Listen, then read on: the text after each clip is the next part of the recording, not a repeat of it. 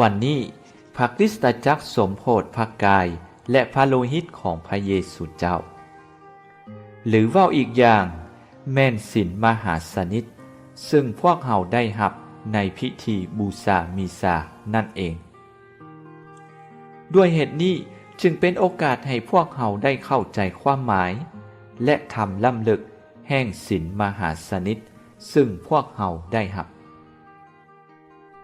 บทอ่านในมิซาวันนี้จึงเป็นแสงสว่างช่วยพวกเฮาให้เข้าใจเกี่ยวกับศีลมหาสนิทและพิธีบูชามีซาพิธีบูชามีซาแม่นหยังในบทอ่านที่1วันนี้จากหนังสือปฐมกาลได้ให้พวกเฮาคำตอบเกี่ยวกับคำถามนี้พิธีบูชามีซาแม่นการแสดงออกถึงความรู้บุญคุณต่อพระเจ้าผู้ซึ่งได้ประทานชีวิตสันติสุขและมากผลทั้งหลายให้พวกเฮาด้วยเหตุนี้อาบราฮัมจึงได้ขอบพระคุณพระเจ้าด้วยการถวายผลปลูก1/10ของตนให้กับพระเจ้าผ่านทางมหาสงฆ์แมนกีเซเดกส่วนในบทอ่านที่2นักบุญเปาโลก็อธิบายให้กลุ่มคริสเตียนอยู่เมืองโกรินโธเกี่ยวกับความหมายของพิธีบูชามีซาว่าดังนี้พิธีบูชามีซาแม่นการระลึกถึงสิ่งที่พระเยซูเจ้า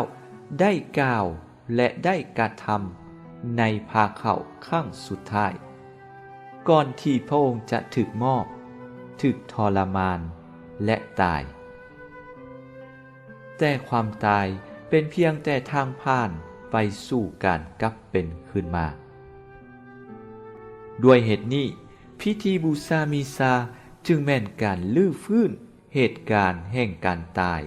และการกลับเป็นคืนมาของพระเยซูเจ้าส่วนในพระวรสารวันนี้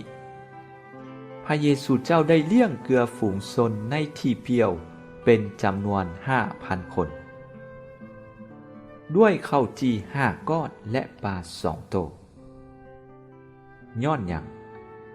ย้อนพระองค์ฮักแพงฝูงชนและบ่อยากให้พวกเขาต้องอึดหิว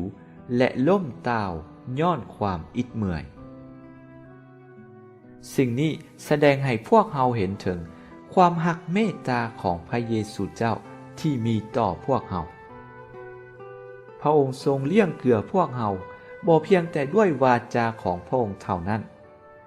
แต่ยังด้วยปังที่มาจากพระองค์ด้วยสิ่งที่กล่าวมาข้างถึงนี้